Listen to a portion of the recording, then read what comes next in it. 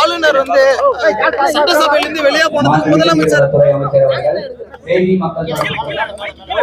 முதலமைச்சர் வந்து ஆளுநர் வெளியே போனதுக்கு கண்டனம் தெரிவிச்சிருந்தார்ல சார், அதுக்கு இன்னைக்கு பதில் கொடுத்திருக்காரு. இந்த ஆணவம் முதல்வருக்கு நல்லதல்லன்னு சொல்லியிருக்காருங்க சார்.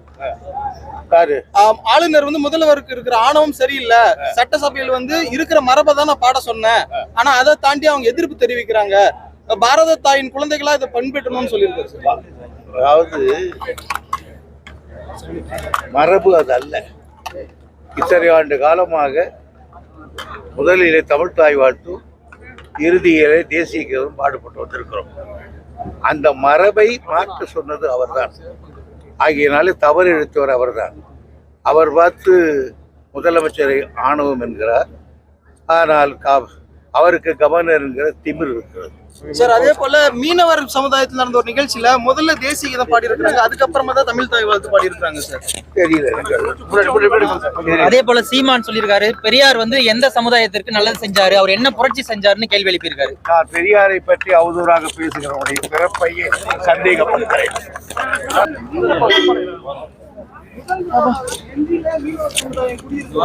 அப்படின்னு ஆளுநர் இன்னைக்கு குறிப்பிட்டிருக்காரு.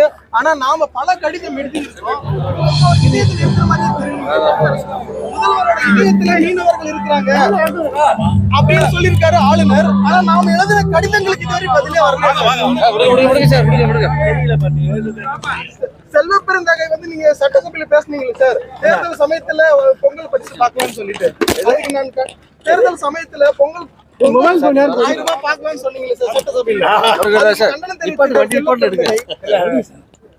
சமயத்துல பாத்துக்கலாம்னு சொல்றது எப்படி சரியா இருக்கும்?